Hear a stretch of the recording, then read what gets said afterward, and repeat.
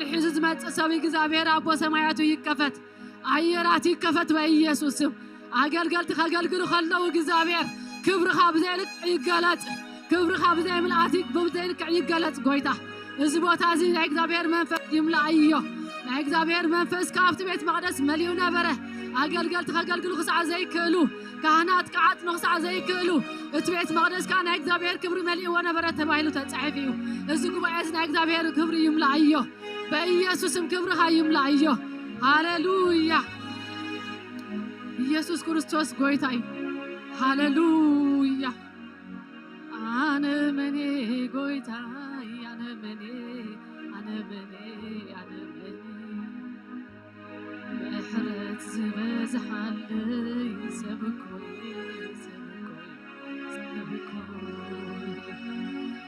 سيفلت عندي على بني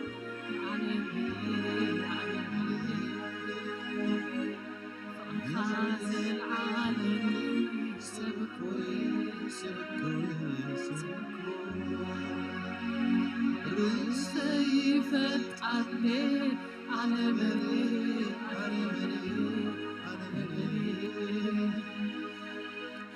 خازن عالمي سبكوي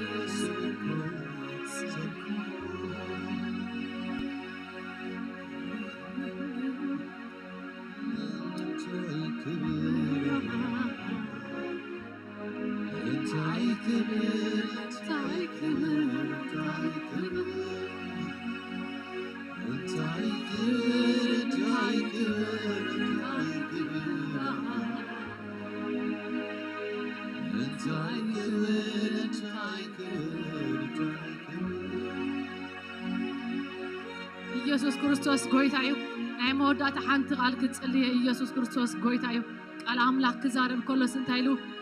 ቃል አምላክ ህያውን መስለጥን ይኻብ ክልተ ዘአፉ ሰይፍ ይበልሕ ኢሉ አብ ጉዕን ጅማትን አብ ምሕላል ሓሳብ ይሰጥም ተባሂሉ ተጻሒፍ እዩ ሎሚ ናይ እግዚአብሔር ቃል ብዘይልክ ዓብዚ ጉባኤ ዝብሽም ኢየሱስ ይገለጽ አብ ምሕላል ሓሳብ ይፍረድ ብሽም ኢየሱስ እዚ ጉባኤ እዚ ቃል አምላክ ልቡ ይከፈት እቲ ቃል አምላክ የስልጥ በኢየሱስ ስም ካብ አገልገልት ዝወጽእ ቃል እግዚአብሔር አቦ አብ ህዝብ ኸይዱ በኢየሱስ ስም አብ ኩሉ እንትኑ ብሽም ኢየሱስ ምፍልላይ ይግበር አብ ምሕላል ሓሳብ ይፍረድ በኢየሱስ ስም ቃል አምላክ ክወጽእ ከሎ እግዚአብሔር ዝናብ ንመሬት ብሽም ኢየሱስ ዘነበ ከኤፍሬት ቆለትና ወብኾንቱ ከም ዘይምለስ ሎሚ ብኾንቱ ዝምለስ ቃል አያሉ አብ ህዝብ አምላክ ይስልጥ በኢየሱስ ስም አብ አገልገልት ዝወጽእ ቃል እግዚአብሔር አብ ልብ ነፍስ ወከፍ ሰባት ይእቶ ብሽም ኢየሱስ እግዚአብሔር አቦ ብሽም ኢየሱስ ነመስግነካለና ነው ኮይራት ክዝምሩ ከሎ ሰማያት ይከፈት በኢየሱስ አምላክ መንፈስ እዩ እቶም ዘምልኹኻ ብሓቅን ብመንፈስን ዘምልኽዎ አቦኻ ከምኡስ ዓይነት ሰገርቲ ደሊ ተባሂሉ ተጻሒፍ እዩ ከገልግሉ ከለዉ እግዚአብሔር አገልግሎቶም ብሓቅን ብመንፈስን ይኹን ሰማያት በኢየሱስም ይከፈት ስለትኸፍተሎም ጎይታ ነመስግነካለና ብሽም ኢየሱስ አሜን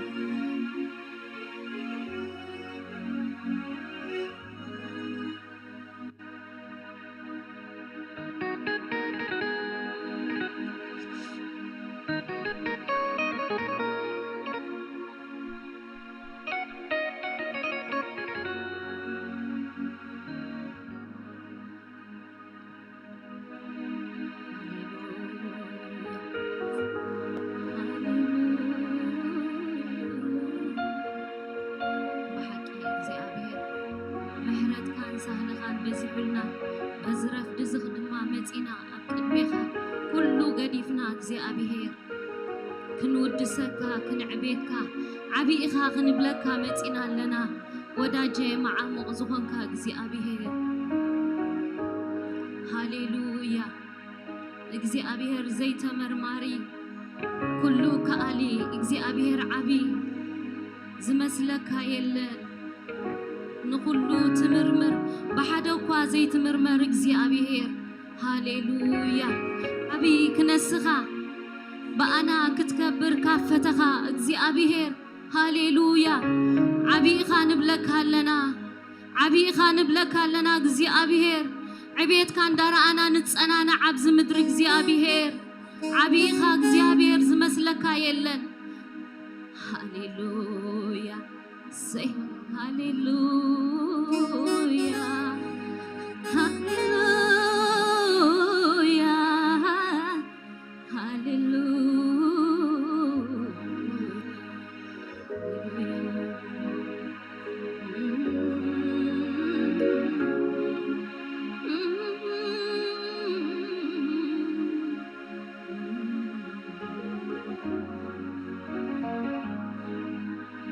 أبارأداوكا كندي قرومي እግዚአብሔር هاليلويا سي እግዚአብሔር عبي زي تمرماري بقالكا كله زفتركا እግዚአብሔር زمسلكا يلن እግዚአብሔር تتأمتكو نبسراويت سماي بيدكا زوكا تساليو يخيل تحاد استحاد كما بعلبا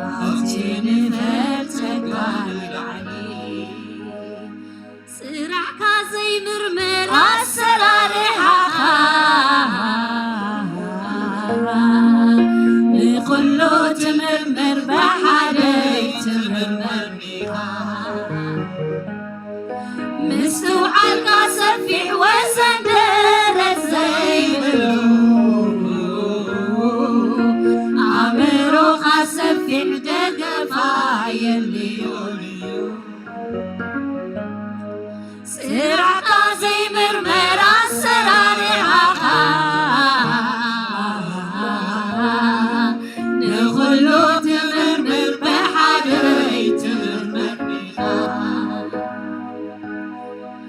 مستوعلك سفيع وسندرك زيللو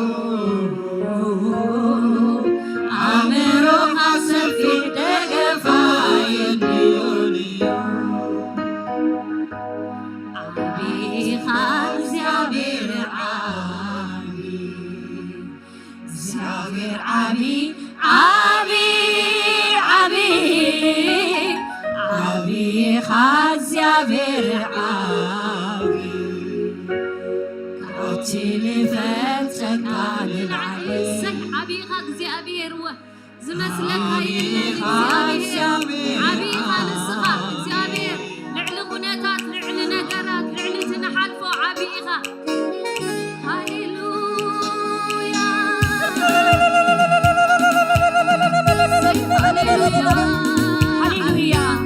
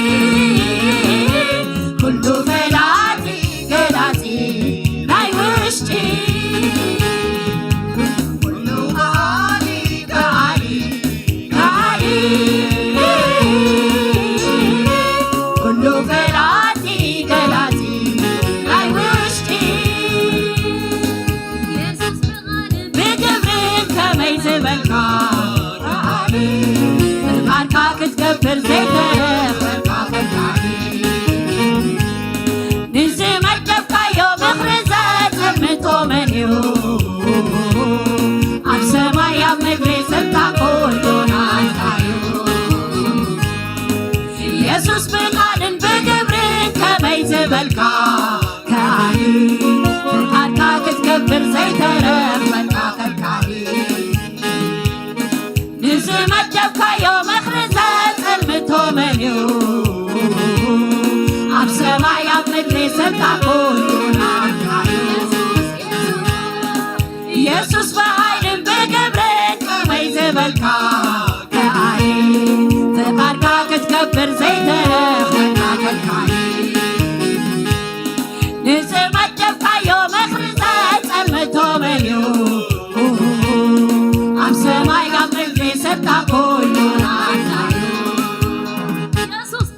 ኢየሱስ ብቃልን ብግብርን ከመይ ዝበልካ ከኣኒ ፍቃድካ ክትገብር ዘይተረኽበካ ንዝመደብካዮ ምኽሪ ዘጥምቶ መን እዩ ኣብ ሰማይ ኣብ ምድሪ ስልጣን ኩሉ ናትካ እዩ ኣይትምርመርን ኩሉ ግን ትምርምር ኣይትምርመርን ኩሉ ግን ትምርምር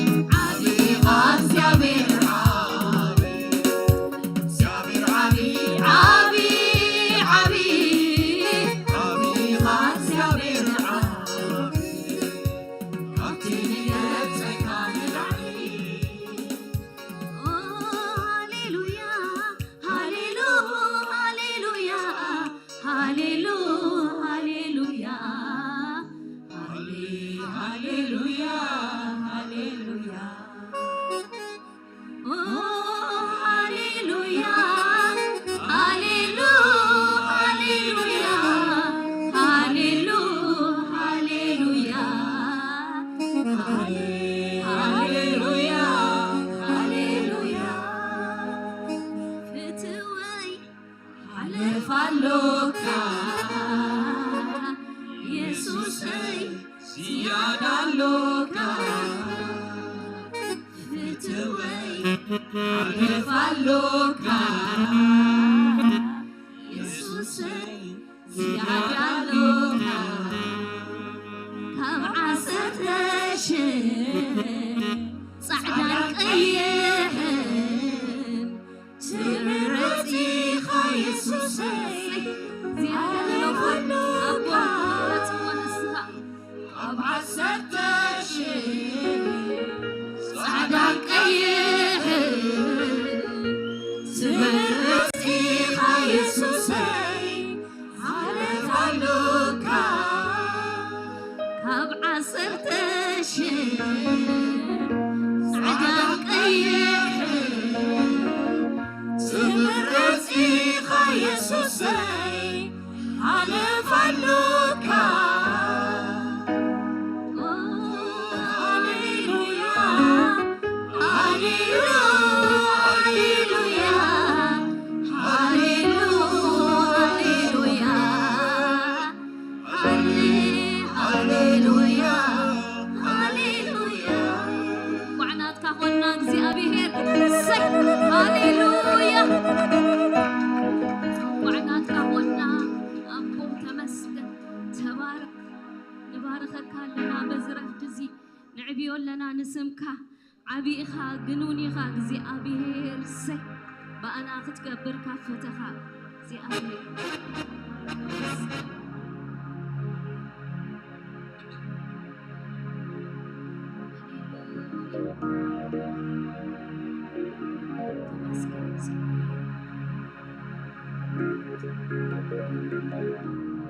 نجيبنا لእግዚአብሔር كنباركوينا كنودسوينا እትትማሊ ብምሕረቱ ብረድኤቱ ዘሳገረና ተጸጊዕና የተወኪልና ይድሕፈረና ሕጂውን እዘን ተሪፈናና ዘለዋ ዓመታትና ዘመናትና ኣብኡ ተወኪልና ኣብኡ ተኣሚንና ከምንሓልፎ ተኣማሚንና ኣባኻ ይውክል ኣለኹ ክንብሎ ኢና እሰይ ጻድቕ ሃዲሙ ዝዕቆበሉ ጽኑዕ ግንቢ ስም እግዚኣብሔር ጥራይ እዩ ካሊእ ወልሓንቲ መጸግዒ የብልናን ኣሕዋተይ ሃሌሉያ ብዝሓለፍና ንሕለፍ ዝኾንና ንኹን ኣብ ዝሃለና ንሃሉ ምስ እግዚኣብሔር ጥራይ እዩ ዘዋፀና ካብ ቤቱ ወፃኢ ወልሓንቲ ትርጉም የብልናን ካብ ህላውነት ካብ ወፃኢ ወልሓንቲ ትርጉም የብለይ እንበሎ ሃሌሉያ ትምንታይሲ ጊሕታት ኢሉወን መጸግዒ ይደልያሙ ኣብ ከውሒ ይገብራ ድማ ሰፈራ ንሕና ኸዳ ይሕዋተይ ክንእመኖ ክንውከሎ ይግባአና እዩ እቲ ምንታይ እቲ ትማሊ ዘሳገረና ምሕረት እግዚኣብሔር ኣሎ እቲ ዝጸረና እግዚኣብሔር ኣሎ እሰይ ሃሌሉያ ኣባኻ እውከል ኣለኹ ኣባኻ እውከል ኣለኹ ኣባኻ እውከል ኣለኹ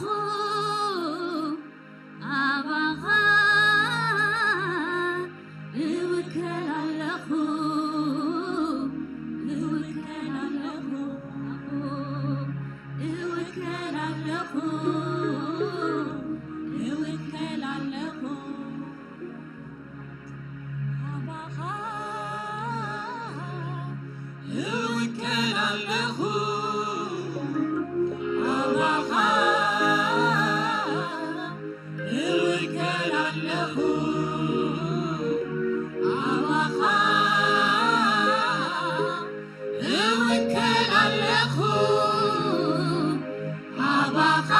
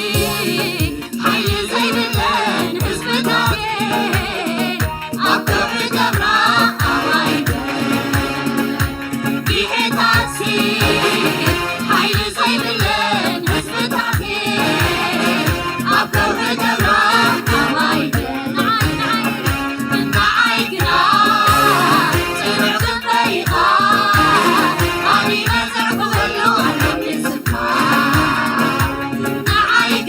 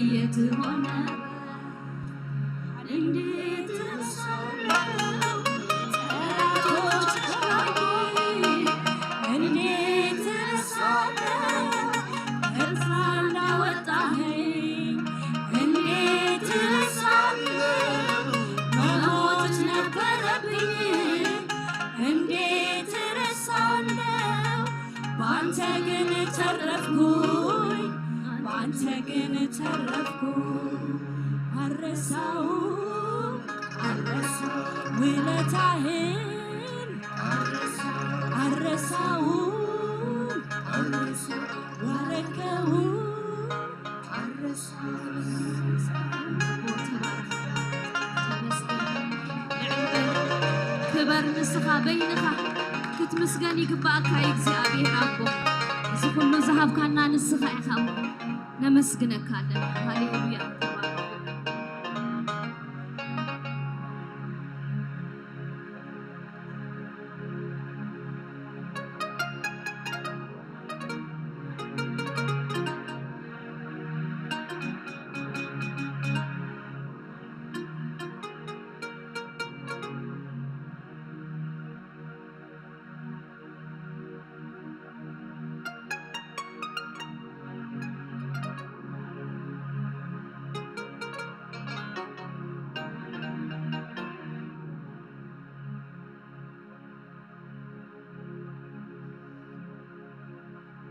ባንተ ነው ነገር የሚያምር ባንተ ነው ቆሜ መዘምር ባንተ ነው ካንተ የተነሳ ባንተ ነው ስምህ ይነሳ ይነሳ ይነሳ ስምህ ይነሳ ሃው ገነት ሆነልኝ ካንተ ተነሳ ይነሳ ይቀደስ ይቀደስ አጽንት ይሄኔ ትደርስ ነበር ያለፈው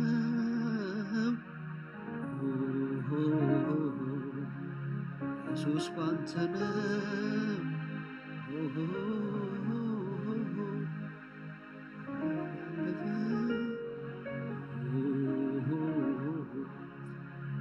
ኢየሱስ ባንተ ነው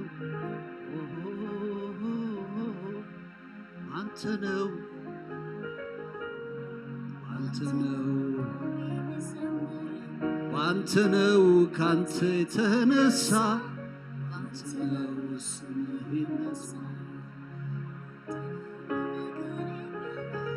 እርፍ ያለ ሰው ይዘምረው እርፍ ያለ በርሱ የተደላደለ በርሱ የቆመ በርሱ የበረታ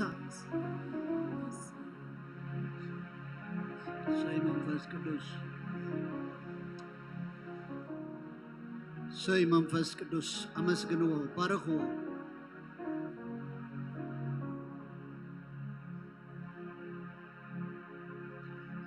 ንረድኤትና ነመስግኖ ነቲ ዝቆመልና ነመስግኖ ነቲ ሞትና ዝሞተልና ነመስግኖ ታብዒትን ብዕለልታን ክብርና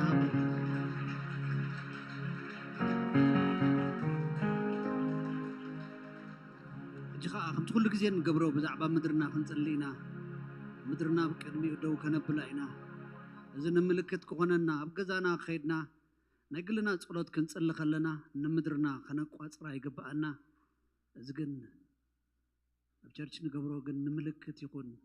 ንምድርና ሒዝና ዳውና ንዘርግሕ ነታ ንፈትዋ ምድሪ ነቲ ንፈትዎ ህዝቢ ንቤተ ክርስቲያን ኤርትራ ንኸባቢና ኩሉ እንዳሓሰብና ኣታቱ ኩሉ ትኽእል ንምድረይ ናብ ፀጋ ዙፋንካ በዝንግሆ እዚ የቕርባ ኣለኹ ኣታ ልዑል ንህዝበይ ጠምት ኣታ ልዑል ንህዝበይ ርአ ኣታ ልዑል ነታ ምድርቲ ኣጠምት ሓድሽ ነገር ይኹነላ ሓድሽ ነገር ይብቆል ሓድሽ ነገር ይጠጥዕ በወንጌልካ ነታ ምድርቲ ኣምልኣያ ካልኦት ኣይግዙእና ንስኻ ግን ግዝኣና ካልኦት ኣይምለኹና ንስኻ ግን ግዝኣና ኢየሱስ ጥዑም ስም ኣብ ምድርና ግዛእ ኣብ ህዝብና ግዛእ ስምካ ይሰማዕ ስምካ ድሃይካ ይሰማዕ ኣብታ ምድርቲ እያ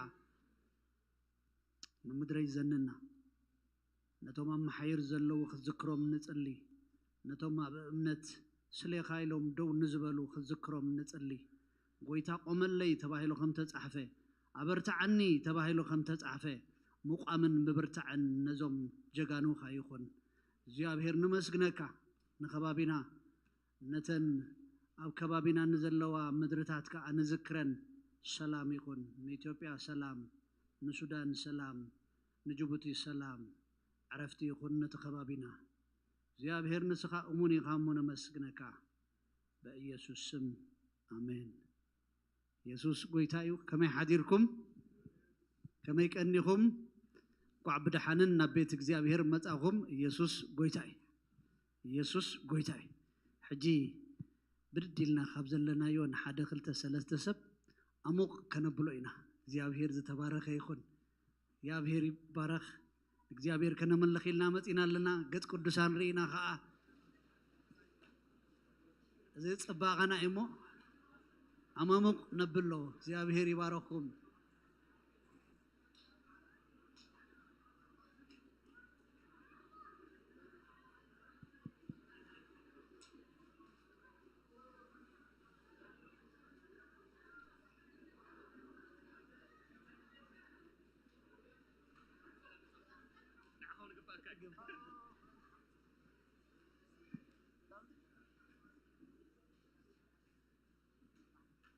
زيابير زتبارك يكون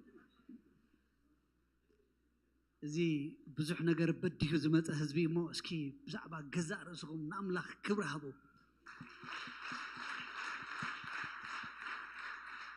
كم يبلني رأي أبزنا ينقه عدل زراخة بيو ما لا تعدل لنا تاتينا أبز متشن أبزي متشن نملخ مملخ أب نجاري حدا وانات حدا نجار كم السعودية يبلنا نجارات انتهى له مسيلكم زي تعم مع التخمت يخلي مالت نداد لخا كتملخ نداد لخا أنا بيتك زي أبهير كتكيد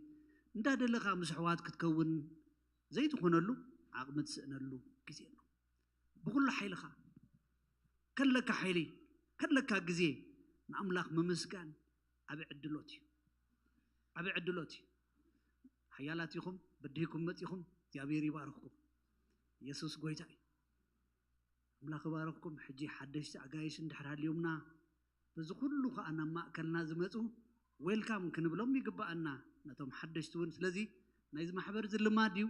حدش تنزمت أخم سمكمون كابيكم زمت أخم من تنجيركمني عجايش كاب كالغاري كاب كالبوتان زمت أخم عجايش نان مقبل تدالينا لنا بعد زرعي بعد جزش تداليهم يصبيهم الله سمكم كنلا نحناون كاشان نحرالي ما أكلنا كاشا يلن حراي جزش حوي سلام عليكم هابتوم يبهل كوادي سابا خمسي منسي هابتوم كبدي سابا قعد حن متأخا كالوتون نحرالينا بيتعفروا زبيتكمي كنلا ليكم كاشا كالوت كلاتنا دك جزائنا زيابير استبارك يكون سمونا مدباتنا نمزخ خارج أكل مليسكمون نبتي نبلوكم بوتا نخطأتو دقيمنا كنحبرينا سولس بزوم زقبر ساعة حموش فرقان صلوت هاللوي بزوم زقبر نقو مالتي لذي أبوها كتحبرو بتكريستيان تعدم كمون نقول لغات كندك نستيو كل جزء سنبت نزاربلو نجاريو ساعة حموش تناي نقو نقول لغات كندك نستيو ناي وجه حدا صلوت هاللو أبو كتحبرا كفل دك نستيو يحبرا كمون ربع نقولاتنا أقدس النبلو ناي ونجل أقلقلو تالو يابزبوتا ساعة شدشتي يجمر لذي بتساعتي أبزبوتا زمتينا خنا قلقل نعمل خزلنا فقري كنقلت يقبأنا إمو ويلكم نابزبوتا زي كبرنا أملاخنا يخون عربون نايدكنا طبق جزيلو عربي ساعة شوعتي عدميوم كاب 13 عمت نلعلو نزخونو دكنا رايد نهبهم مسؤوم كوينا تتمرتي نكاتاتل مسؤوم كوينا فلو نكبر سلازي ندكنا نابز نايممت حلافنا تالنا عدميوم كاب 13 عمت نزخونو بإنجليزية برنامج أبزبوت هذه كايديو مالتي كبرنا أملاخنا يكون كمون قدام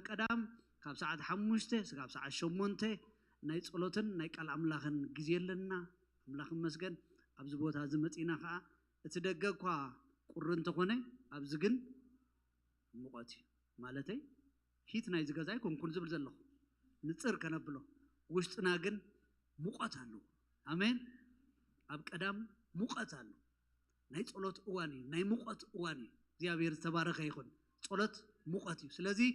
أبز متينا وشتنا فح قبل ما أنتي كاب ساعة حموشته كاب ساعة شمونته زلوا جزء نايك ألن ناي صلوتن جزء لنا نقول لقاتكم عدوماتكم سنبت 3 أبريل لنا ساعته 10 حدا فرق عن كمون ساعة حموشته نمن ساعات زتكره أبزت عملنا كنمت بتكريستيان تعدم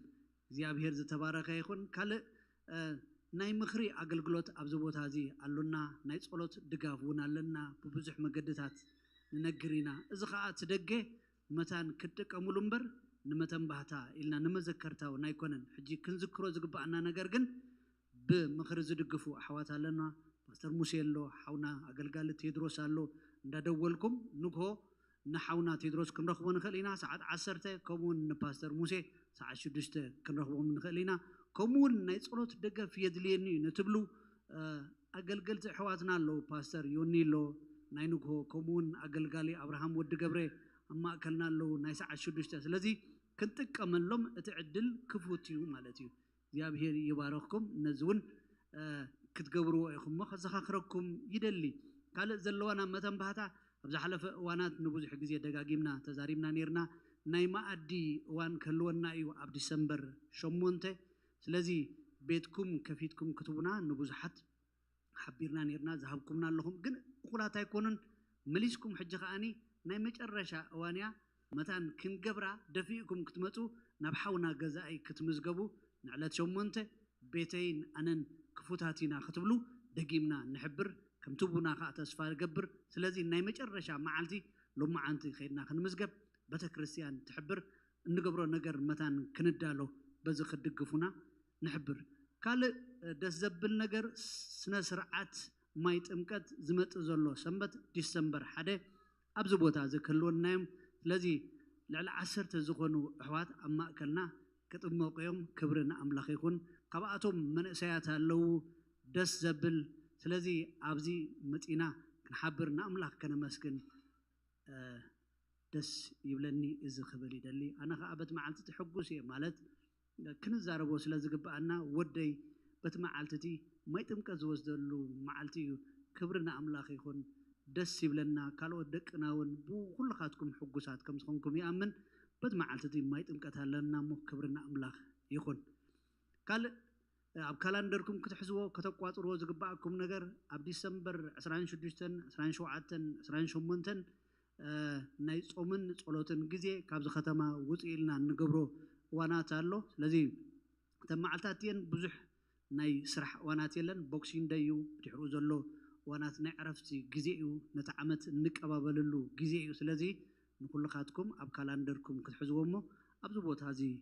ክትርከቡ ግዜኹም ክትምድቡ በዚ ከነዘኻኽር ወይ ከዓ ክንነግር ንደሊ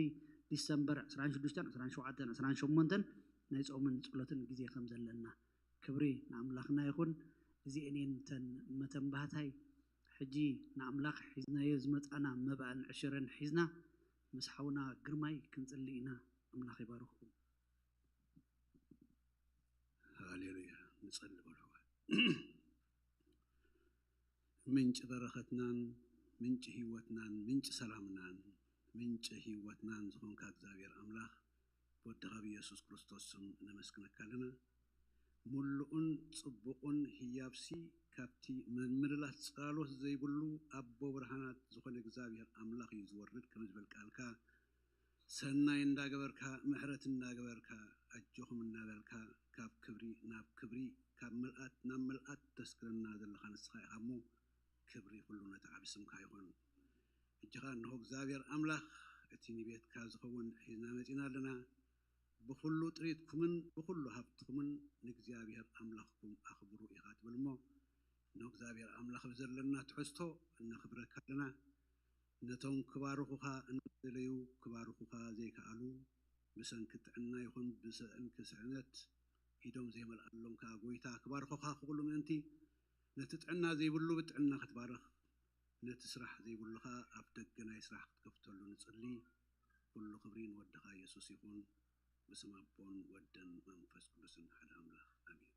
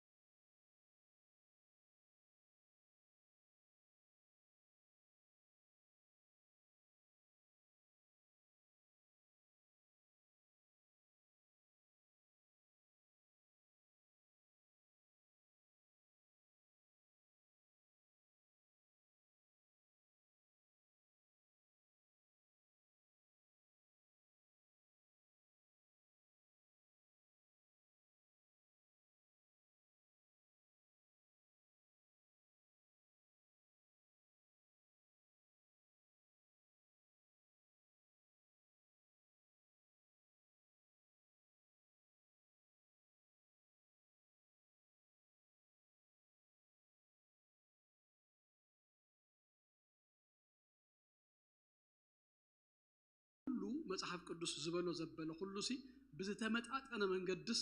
ክንማሃሮ ክንፈልጦ መጽሐፍ ቅዱሳዊ ርድኢት ብዛዕባውስ ክንሕዝ ስለ ዝግባአና ማለት እዩ ሓጻር ዳሕሳስ አይነት ነገር ክገብረልኩም እሞ ናይ መጽሐፍ ቅዱስ ሙሉእ ሲ ብዛዕባ ገንዘብ ከመይ ገይሩ እናተዛረበ ከም ዝኸይድ ብድሕሪኡ ናብ ተኻልኢት ነጥበይ ክመጽእ መጽሐፍ ቅዱስ ካብ ዘፍጥረት ጀሚሩ እግዚአብሔር ንሰብ ኣብታ ከአያን ክሕልዋን ኤደን ገነት አዳልዩ ኣብ ምድሪ ንሁሉ ዘልዮ ዘበለ ሁሉ ሂቡስ ኣብኡ ኣቐሚጥዎ ከምብሮ ጀሚሩ ስለዚ መጽሐፍ ቅዱስ ካብ ዘፍጥረት ይጅምር ብዛዕባ ንብረት ብዛዕባ ገንዘብ ብዛዕባ ትሕዝቶ ከም ዝዛረብ ማለት እዩ እና ቀጸልና እውን ድሕር ከድና እቶም ፓትሪያርክስ ዝበሃሉ ኣቦታት ሲ ንበዓል አብርሃም ንበዓል ይስሐቅ ያዕቆብ ሲ አምላክ ከመይ ገይሩ ከም ዝባረኾም ከመይ ገይሩ ብሁሉ ጥሪት ብሁሉ ነገራት ሲ ከም ዝመልአሎም እናተዛረበ ይኸይድ ማለት እዩ ኣብ ዘፍጥረት ከምዚ አይነት ሐሳባት ንረክብና ሰጊርና ድማ እንድሕር ከድና ንጥርጥር እንዳበልኩ ይዛረብ መጽሐፍ ኢያሱ ድማ እንድሕር ከድኩም ኢያሱ መጽሐፍ ሲ ብዛዕባ መሬት እዩ ዝዛረብ ካብቲ ብዙ ሐሳባት አለው ካብቲ ቀንድ ሐሳብ ናይ ኢያሱ ግን እዚ ህዝብ እዚ ካብ ግብጽ ወጽዩ መጽዩ ድማ ሕጅን ሃብቲ እግዚአብሔር ተስፋ ዝሃቦ ምድሪ ወሪሱ 12 ነገድ ተመቃቂሎም ምድሪ ሂዞም መሬት ሂዞም ሃሪሶም አርቢሆም whatever ገይሮም ድበልቁሉ ድነብሩሉ ሲ ቦታታት ሂዞም በቃላ አዘራረባ ብናይ ዘመንና አዘራረባ ሪል ስቴት ሂዞም ቦታታት ሂዞም ንብረት ሂዞም ሲሉ አምላኽ ሲ ኣብ ሰማይ ኮነን ጠልጠላ ቢሉና ኣብዛ ምድሪ ዚ አኽነብር ሲ ብዛዕባውን ሲ ይዛረብ ኢያሱ ቆሙ ይዝብል ኢንፋክት ቲ ብሉይ ኪዳን ናዳሕሰስኩም ተኸይድኩምን ካብቲ ቀንድ ሐሳባት ሓደዝ እዩ እግዚአብሔር ካብ ግብጽ አምጽኡ ኣብታ ማዓርን ጸባን ተውሕዝ ምድሪ አቐሚጥዎ ብዘይ ምእዛዞም ድማ ነገስት ከተንብቡ ከለኹም ወዳዕታ ካብታ ምድሪ ቲኣ ተነቂሎም ዜና መዋዕልከሙ ይስተረኸልና ዳሕራይ ድማ በዓል እዝራ ነህምያ ድማ ከመነገና ድማ ናብታ ምድሪ ቲኣ እግዚአብሔር ሲ መሊስዎም ስለዚ ብዛዕባ ምድሪ መሃዝ ካብ ምድሪ ድማ ተነቂልካ ምኻድ ብዛዕባውስ ይዛረቡ ዘን ክፍልታት ናይ መጽሐፍ ቅዱስ ህልፍ ድበለ ድማ ሓደ መጽሐፍ ብፍላይ ብዙ ብዝርዝር ዝዛረብ ናይ ብሉይ ኪዳን መጽሐፍ አለውና መጽሐፍ ምሳሌ ይዝባል ምሳሌ መጽሐፍ ከም ትፈልጥዎ ካብቶም ናይ ቅኔ መጽሐፍቲ ቁርፍሊ ድበለ ናይ ቅኔ መጽሐፍቲ ድባሉ ከም በዓል ኢዮብ ከም በዓል መሐሌ ምሳሌ መክብብ ማለት እዩ እጂ ቶም ካልኦት ናይ ቅኔ መጽሐፍቲ ሓደ አርስቲ በአብዩ ሓደ አውራ ሐሳብ አለው ንኡና ዘርዘሩ እዮም ዝኸዱ ምሳሌ ግን ከምዚ ሓደ አይነት ሐሳብ ጥራይ ይኮነ እንደለው ምሳሌ ሓንቲ ጥቅሲ ብዛዕባ ሓደ ነገር ተዛሪቡስ the next verse ድማ ብዛዕባ ካል ነገር ክትከውን ትኽእል ነገር ግን ሙሉእ ናይ ምሳሌ ሐሳባት ኩሉ ኣብ ምሳሌ ዘሎ ጥቅስታት ከተንብብዎ ከለኹም ብዛዕባ እውት ኮይንካ ክትነብር ብዛዕባ ሃብትን ንብረትን ጥሪቱን ሲ ብዙ ይዝዛረብ አነ በርባዕተ መቂለ የለኹሞ ኣብዘን አርባዕተ ሐሳባት ምሳሌ እንታይ ከም ዝብል ክንሪኦ መጀመሪያ እንታይ ይገብር መስለኩም ምሳሌ ደጋጊሙ ዝዛረበሉ ነገር እንተሪኢኹም ሃብትን ድግነትን የነጻጽሩ ንሃብትን ድግነትን ከነጻጽሩ ከሎ ድማ ብፍላይ ከምዝ እንዳገበረ ይዝዛረብ ብዙ ጥቅስታት ተሪኢኹም ትጉህ ከባረኽ ትጉህ ክሕብትን ሰነፍ ግን ኣብ አራቱና ተገላበጠ እናደኸ ይዝነብር ይዝብል እጂ እንተ ተጊሕካ ትጉህ ሰብዚ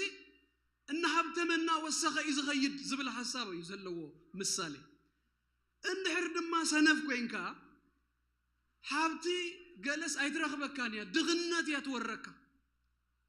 ብድግነት ይኻ ትኽበብ ብድግነት ይኻ ትተሐዝ ዝብል ሐሳብ ዘለዎ ነገራሲ ብዙ ደጋጊሙ ይነግረና ማለት እዩ ሐቀና ትትጉህ ናብ ረብሓ የብጽሕ ይብሎ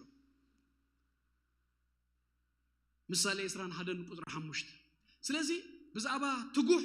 ብዛዕባ ድማ ሰነፍ ይዛረብሞ ትትጉህ እና ሀብተመ ከም ዝኸይድ ዛ አይነት ጥቅስታት ብዙ ትረኽቡ ካላይ ብዛዕባ መሃብ ድማ ይዛረብ ብዛዕባ ጀነሮሲቲ ይዛረብ ምሳሌ በፍላይ ድማ ብዛዕባ ጀነሮሲቲ ብዛዕባ መሃብ ክዛረብ ከሎ ንድኻታት መሃብ ብዛዕባ ንድኻታት መሃብሲ ምሳሌ መጽሐፍ ብዙ ይዝዛረብ እንተ ወሓደ 15 ጥቅስታት ትረኽቡ ኣብ ምሳሌ ብዛዕባ ንድኻታት ምሃብ ምሳሌ 22 ቁጥሪ 9 ከም ኤግዛምፕል ተወሲድናዮ እቲ ሩህ ቆላሕታ ዘለዎ ንድኻ ካብ እንጌሩ ይህቦም ይባረኽ ስለዚህ ንድኻታት ምሃብ ጀነሮሲቲ ኣብ ምሳሌ ተደጋጊሙ ዝተነግረና እዩ ድማ በረኸት ከም ዘምጽ ይነግረና ሳልሳይ ክልተ ድማ ነገራት የጠንቅቀና ምሳሌ ክልቲኦም ጉድጓድ እዮም እዚኦም ጉድጓድ ናብዝብ ጉድጓድ እዚ ኣይትእተው ይብለና እዞም ክልተ ጉድጓድ ድብሎም እንታዩ ተሓደ ሕርፋን ግሪድዩ ተሓደ ድማ ልቃዩ ናብ ግሪድ ኣይትእተው ናብ ሕርፋን ኣይትእተው ኣብን ተኣቲኻ እሱ ወሓጢዩ ሓደገኛ ነገር እዩ ናብ ልቃሕ ድማ ኣይትእተው ተተለቂሕካ እንዳተለቃሕካ ምስከድካስ ባርያ ናይቲ ዘለቃሕካ ኢኻ ትኸውን ስለዚህ ናብዚ ዓይነት ጉድጓድ እዚ ኣይትእተው እናበለስ ነዘን ክልተ ድማ ብዙሕ ይዛረበለን ምሳሌ ምዕራፍ 1 ቁጥሪ 19 መንገዲ ነፍስ ወከፍ ንሕርፋን ረብሓ እተዋህበ ከምዚዩ ንሳ ንነፍሲ ዋናኣ ተጠፍእ ትግሪድ ናብ ጥፍኣት ይዝወስድ ይዝብ ምሳሌ 22 ቁጥሪ 7 ድማ ንድኻ ሃብታም ይገዝኦ ተለቃሒ ኸኣ ባርያ እቲ ዘለቅሆ እዩ ይብለና ስለዚህ ምሳሌ መጽሐፍሲ ካብዘን ክልተ ነገራት ክንጥንቀቕ መታንሲ ብዙሕ ይዛረበና ራብዓይ ድማ ብዙ ዊዝደም ፋይናንሻል ዊዝደም ክንውስኽ ሃብቲ ክህልወና እና ነገረና ግን ድማ አልቲሜት ነገር አይኮነን ገንዘብ ድማ ይብለና ንብረት መሐዝ ገንዘብ መሐዝ ጥራይሲ እሱ ናይ መወዳእታ ነገር አልቲሜት ነገር ካ ጌርካ ድማ ናይ ህይወት ናይ መወዳእታ ጎል ጌርካ ድማ ይተሐዞ ኩሉ ሚዛናዊ ክትከውን ካብኡ ዝበልጽ ነገር ድማ ከምዘሎ ድማ ምሳሌ ይረዳአና ንኣብነት ምዕራፍ 22 ቁጥሪ 1 ከምዚ ይብል ጽቡቕ ስም ካብ ብዙ ሀብቲ ይሕረ ሞገስ ከዓ ካብ ብሩርን ወርቅን ይብሉ ስለዚህ ሚዛኑ ከመይ ከምዘትሕዝ ደስ አይብለኩም ትጉሕኩን ሀብትም ወስኽ ናደለብካ ኪድ ኢሉ ይጸንሕሞ ድማ እሱ ጥራይ ግን ናይ መወዳእታ ናይ ልብኻ ነገርሲ ብኡ ጥራይ ዘተተሐስካ ግን ኣይትኹን ጽቡቕ ስም ካቡ ይበልጽ ሞገስ ካቡ ይበልጽ ኢሉስ ኩሉ ዓይነት ነገራት ድማ ሚዛናዊ ብዝኾነ መንገድ ክንሕዞ ተዘይ ኮይኑ በሓደ እንድሕር ኬድና ካብ ፍቕሪ ካብ ህውነት ካብ ተኻለ ነገር ኩሉ ኣብሊጽናስ ብኡ ንጥፍዓትና ክኸውን ስለዝኽእል ስለዚ እንታይ ክብል ደልየ ኣረስተይ ሓንቲያ ንምንታይ ኢና ብዛዕባ ገንዘብ ንምሃርሲ መጽሐፍ ቅዱስ ስለዝንህር የድብለኩም ደለኹ እሞዚኦም ክፍሊ መጽሐፍ ቅዱስ ኣብ ብሉይ ኪዳን ድረአናዮምሲ ብዛዕባ ገንዘብ ይምህሩ እዮም ስለዚ ክንመሃሮስ ይግባአናዩ ማለት እዩ ናብ ሓድሽ ኪዳን ድማ ክንመጽእ ኣብ ሓድሽ ኪዳን ብመጽሐፍ ደይኮነ ብክልተ ሰባት ገይረ ክንሪኦ ድባህ ይብለኒ ቀዳማይ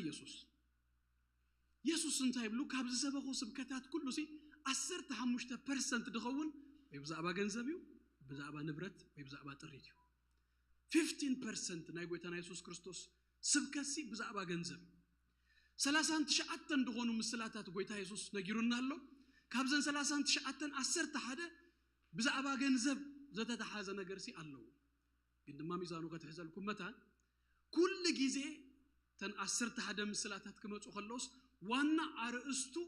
ገንዘብ ኮይኑ ጥራይ አይኮነ ንመረዳእታውን ገንዘብ ይመጽእ ካሊ ይኸውን ተአርስቲ ግን ሰብ ስለ ብዛዕባ ገንዘብ ክኸውን ከሎ አጸቢቁ ስለ ዝርድኦ ነቲ ካለ አርስተ ከማንሲ መግለጽ ይመረድ ይገሩ ጎይታና ኢየሱስ ክርስቶስ ነቲ ናይ ገንዘብ ነገር የምጾ አብነት ክበኩም ማቴዎስ ወንጌል 18 ጴጥሮስ ብዛዕባ ይቅሬታ መስሐተተ ጎይታ ድማ ብዛዕባ ይቅሬታ ክምህሮም ከረድኦም ክብል መታን ምስላ መቼም ፓሬብልስ ነቲ ሰማያዊ ሐሳብ ነቲ ሰማያዊ ሐቀታትን ፕሪንሲፕልን ብዝርዳአና መንገድ ንኽግለጽዩ ምስላ ዝንገር እና ጎይታ ሓደ ምስላ ይነጊርዎ ብትዝክሩ ይኹም ሓደ ሀብታም ሓደ ንጉሲ ንሓደ ዘለቅሆ ነይሩ ተዘለቅሆ ድማስ እሱ ሰበይቱ ደቁ ተሸይጦምሲ ከኸፍልዎ ዘይክእሉ እዳ እዩ ነይርዎ ምስ ገላበጠ እዚ ንጉስ ነዚ እንታይ ገይርዎ እዳኻ ሁሉስ ተደምሲሱልካ ኣሎ ኢሉ بجاخت عجسني الوقت مقاس دا يكونس نغلو جن دمسيسول داراي نسو دمسيسول مسوات اجن يلونا 100 دينار السو زلقو خالق سب نيرو 100 دينار هبا يلوس بكسادو حنقو يبلن داراي دما وسيدوس ابيت مأسرتي اتوي داراي كل سب ابتي كالوت تنباروتي حاريقوم وا كيدوم نتنغوس اتي بزوح ادا زمحاركايو ادو يقرا زبلكايكم 100 دينار يقرا مبال ابيوس نحادس ابيت مأسرتي ياتيو يلوم نغيرو وجي اتا تمرتي بزعبا منتيا بزعبا يقريتيا تمرداتا غن بزعبا منتاي غيرو زردوم زلو بزعبا ገንዘብ እጅ ኩላትና ሰባት بزعبا ገንዘብ ዝመጸ ናብ ልብና በጣም ዝተጸገዩ ድገርመኩ دهونه بزعبو كزربنا خلص اصبيق يزردانا نشتي ነገር ሲ ከመይ አቀጨውጨው ተብለና ጎሃሙ ብሎም ነረ ميت قرش تقاطيها وي ناي باركينج تكيت ገለخደ ከመይ عر تبلك فدينا صلينا سي ناي ገንዘብ ነገር ሲ እንታ ያለው በጣም ይስማአካዩ ገንዘብ ጊዜኻ ክእለትካ ቲ ኃይልኻ ደፍሰስ ካሉ ነገር ስለዝኾነ ኢዚ ነገር አይኮንም ስለዚህ ኢየሱስ ንጋለ ሐሳብ ከማን ከረድ ብዛዕባ ገንዘብ ጌሩ ይረድኦም ነይሩ ኢየሱስ ብዙሕ ይምሂሩ ግን ሓንቲ ካበል ኣብ ማቴዎስ ምዕራፍ 6:24 ከምዚ ኢሉ ናይ ክልተ ባሮት ክትኮኑስ አይትኽሉን ወይ ነተሓደ ተገዝዩ ተሓደ ክጸልቆዩ ነተሓደ ፈትዩ ድማ ነተሓደስ ክጸልቆዩ ንግልተስ ባሮት ክትኮኑ አይትኽሉን ይኹም ምስበለስ ንመን ይዝብሎ ንገንዘብን ንአምላኽ ገንዘብ ማዕረግን ድዝሲ ንሰብ ከመልኮ ከምዝኽእል ጎይታና ኢየሱስ ክርስቶስ ሲ ነጊሩና ስለዚህ ኢየሱስ ብዛዕባ ገንዘብ ሲ ብዙሕ እዩ ተዛሪቡ ምሂሩ ስለዚህ ሚዛኑ ሐሊና ንሕናውን ሲ ብዛዕባ ገንዘብ ብዛዕባ ንብረት ሲ ጽቡቕ ዝኾነ መጽሐፍ ቅዱሳዊ ርድኢት ሲ ክንሕዝ ይግባአና ብዛዕባ ሰማይ ምኻድና ጥራይ ደይኮነስ መጽሐፍ ቅዱስ ድምህር ብዛዕባ ብዛ ምድሪ ዚ ክነብር ከለናስ ከመይ ዓይነት ናብራ ከመይ ጌርና ክነብር ከም ዝግባአናስ ሚዛኑ ሐሊው መጽሐፍ ቅዱስ ብልክ እዚ ነገርና ይምህረና ስለዚህ ኢየሱስ ምሂሩሎ ጳውሎስን እንተኸድና ጳውሎስ ክልተ ምዕራፋትን ሓንቲ ፍርቅ ምዕራፍ ብምሉኡ ብዛዕባ ገንዘብ ተዛሪቡ ካልኣይ ቆሮንቶስ ምዕራፍ 8 ካልኣይ ቆሮንቶስ ምዕራፍ 9 ፊልጵ ምዕራፍ 4 ፍርቂ ብዛዕባ ገንዘብ ይዛረብ ኢንፋክት ታናይ ፊልጵ እቲ ፊልጵ መጽሐፍ ባዕሉ ክጽሐፈሉ እቲ ከሎስ እቲ ምኽንያት መጽሐፍ እዩ ሲ ሰብ ፊልጵ ገንዘብ ስለዝሃበው ስለዝሐገዝዎስ ከመስግኖም ብዛዕባ ገንዘብ ሰለስተ ምዕራፋትን ፈረቃ እንደኸውን ካለ ሐሳባት ዝሃቦም ጳውሎስ እግረ መንገዱ አፉን ተኸፊቱ ክጽሕፍ እንተጀሚሩስ ዝብሎ ብዙ ስለዘለው እዩ ኢልዎ መንበር ታቀንደ ሐሳቡስ ብዛዕባታ ገንዘብ ከመስግኖም እዩ ጽሒፉ ስለዚህ ጳውሎስ ክልተ ምዕራፍን ፈረቃ እንደአክል ሲ ዝተዛረበሉ ሐሳብ እዩ ይክብለኩም ደለ ነጢሞቴዎስን ካብቲ ነተህዝብስ ማሃሮ ኢሉ ካብ ዝበሉ ሓደ ነገር እኮ ብዛዕባ ገንዘብ ብዛዕባ አጠቃቀማ ገንዘቡ ብዛዕባ ንብረት ዘለዎ ማተሐዛ ልቢ ከመይ ከውን ከም ዝግቦስ ማሃር ይልወል ኦኬ ካልአይ ቀዳማይ ለኩም መጽሐፍ ቅዱስ ስለዝዛረብ ኢናን ማሃር ካልአይ ድማ ክንባረኽ መታ አምላኽ ክባረኸናስ ይደልዩ بنفسي بسجا بقولو سي دتبارخنا سبات كنكون دمل علنا سبات كنكون بقولو برغت زمل علنا سبات كنكون سي أملاخ يدل تجي كلت تمشي وتشافل نبت حدا تشاف أين غيدن نبز حدا تشافون أين غيدنين نتماتيريا لوي نجر لمنفساوي غيرنا خنسرقه بس أبا السطر إن تزاربنا السوء أوران وانا نجر كنجبره أي جبأنيو أملاخ يبلنا بيفيسون مش أبسماوي سفرة بمنفساوي بركة دبله كله سنتايجرنا باريخنا بكريستوس يسوع ستي زعابة يا بركتنا بحدش كده نسي أبتسمياوي سفرة مس أملاك مغنى بيمان أبو مغنى تسمياوي بركات يتزعابة يا بركتنا سب نعلم كله يزو يبلنا مصحف قدوس مس ننبسو قد ندحر عاطفي إواس تقدم أي نجار نيسوس مركبنا تقدم أي نجار سي نأملاك مفلاتنا زميزان كحلو يقبأ سبنا بزاف مدرسي أخمد تخلو منهم يزو أي مثلا منهم يزو دم ما يكيل إيوب زي عندي أتردي أتو نابزاف مدرسي أخمد تخلوش منهم يز أي مثلا أخون يلو كل أنت توسدون أملاخ مسجد أجمع إلا يلو كن ما ود كلنا هم بايزوي سبات يوم زلبسونا بركة ما إلا مخدنا نيرنا منهم يزنا يون غير نجار يبلنا إن بتوين جن أملاخ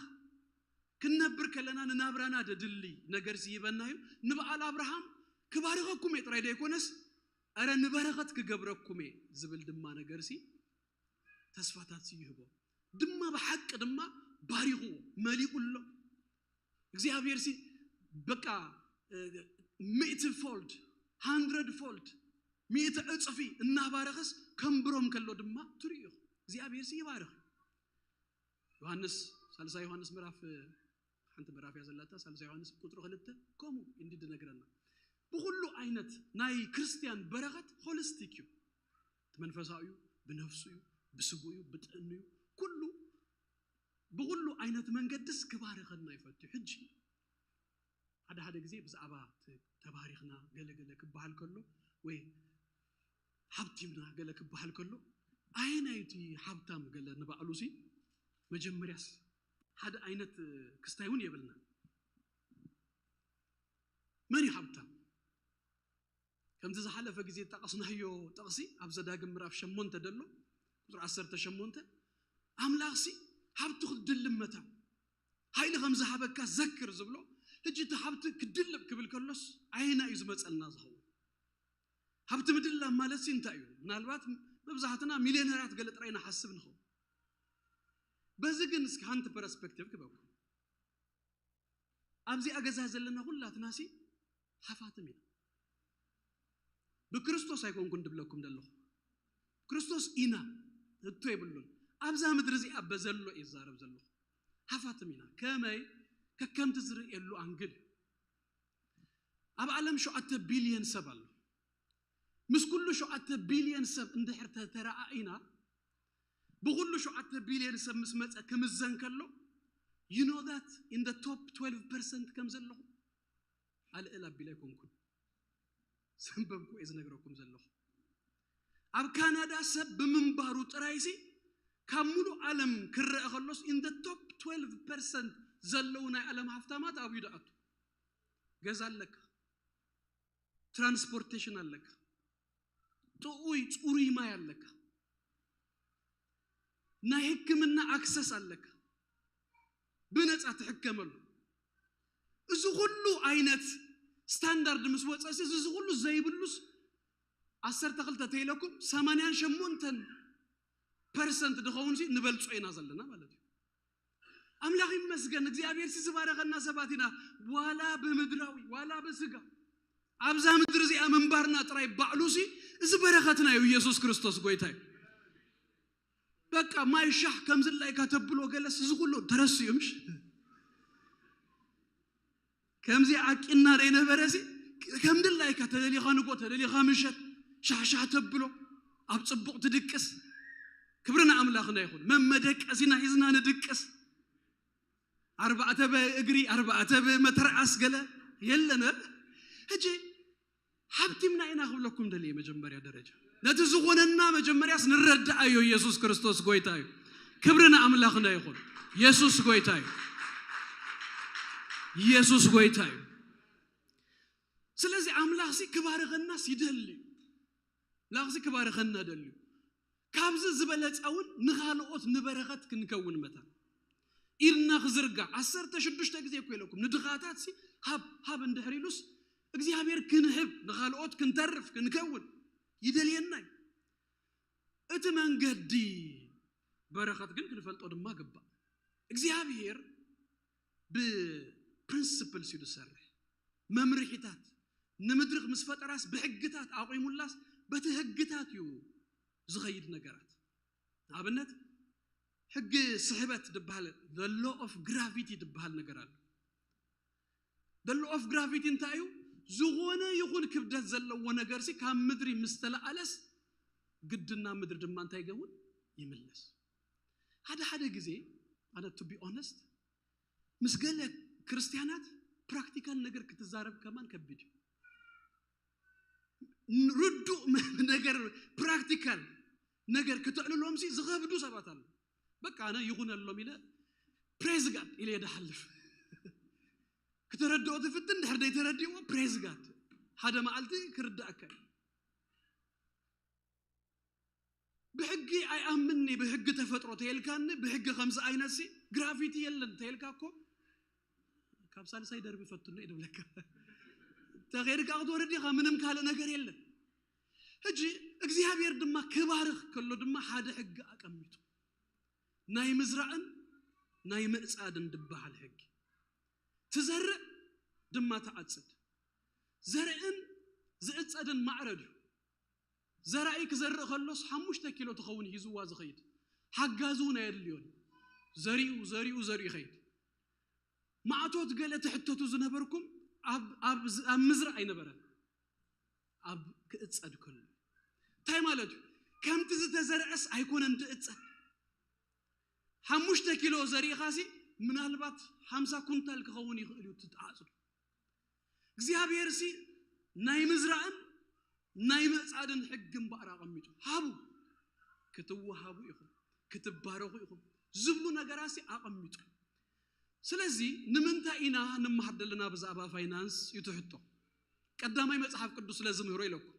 ካላይ ክንባረኽ መታ ነፍስ ወከፍናስ هذا كم تبارخنا أمرنا بزيز مجمرة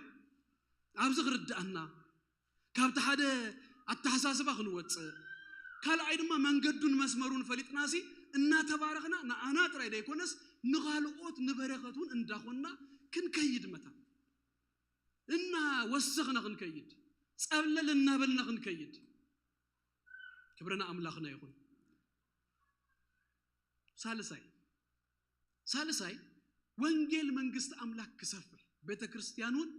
ናሰፈት ከይድ መታ ሲምፕሊ መጀመሪያ ታንቶ ይዝበልኮ ቅዱሳንና ተባረኹ እንድሕር ከይዶም ቤተክርስቲያን ተባረኸ ናይ ቤተክርስቲያን በረኸትሲ ናይ ነፍስ ወከፍ በረኸት ነፍስ ወከፍና እና ወሰኽና እና ተባረኽና እንድሕር ከይድና ቤተክርስቲያን ድማ ብኡመጠና ተባረኸት ወንጌል እናሰፍሐ እና ተዘርጋህና ንምኻርሲ አቅምን ሐዝና ኢና ንመጽ ድሆነ ነገር ተባሂሉስ አነ ከሙ ይምነ ብዙሃት ሚሊዮነራት ብዙሃት ሰብ ሀብት ይክሉና አምቦ ብዛባዝ ሳይተሰቡ አነለሁ ገለድብሉ ንሓንቲ ነገርሲ እንዳለመና ደይኮነስ ሐደስ ብድድ ይሉስ ከአጽዋዝ ራሚ ሐደኻው ይግበርኩም እንዶ ክብረና አምላኽና ይኹን ሐደ ጊዜ አብሬት ዲራሎ ነጊረኩም አለ ሆድ መጅ በኻለ ሚሊዮነር ነጊረኩም ነራ ታ አቤተ ክርስቲያን ክህሉ አለኒ ይሉስ ና ፓስተር ሜል መጽዩ ጸልዩ ካብዘን ኤሪያ ታጥራይሲ ቢዝነስ ክረክብ ገለዝ በለሰ ሀደ ጊዜ እንታይ ከገብር እጅ በሐንት ናይ ታይዝ ባህል እዚ ዌልዲንግ ጀምዩ ሀብቲሙ አብተ ቤተ ክርስቲያን ክትከዱ ከለኹም አሸሪው አብ ሳውንድ ሲስተም ገለ ይዘገልግል ይዘሚል ያደል አብ ሐንት ቦታ ካብቶም ናቶም ብራንች ሐንት ቤተ ክርስቲያን ሰርኾን ይሮምሲ ነተ ህዝብ ከምዚሉ እስኻትኩም እተዋጽኡስ ማች ክገብሩ እዩ ሚሊዮን ተህብኩም አነ ሚሊዮን ኩስኸልኩም እሱ ዝገልገለ ላይ ጎነት ልኮታ ማህበር 500,000 ተህብኩም አነ ደማ 500,000 ከብ ማች ክገብሩ እሞ በቃ በሐንት ማዓልቲ ወዲኦም ሐንት ናይ ካቶሊክ ስነበረት ቸርች ተአዲግ ማች ክገብሩ ይልወን በቃ ደውል እግዚአብሔር ንሰባት ከባረክ ከሎ ቤተ ክርስቲያኑን በኡመጠን ያንተ ይተኸውን ትባረክ ክንህብ ከለና ድማ ትመሃብ ድማ መሃብን ቤተ ክርስቲያን ጥራይ እንኳን ተዘይኮነ ግን ትዝበዝሕ መሃብና ድማ ንቤት አምላኽ ስለዝኾነስ በመሃብናውን ድማ ቤተ ክርስቲያን ታይ ተኸውን ናሰፈት ተኸይ ፋክትስ ክብለኩም እጅ እጂ ከምቲ መጠን ብዝሕናን ሪሶርስና ብኡልክ ኣይኮንናን ኢምፓክት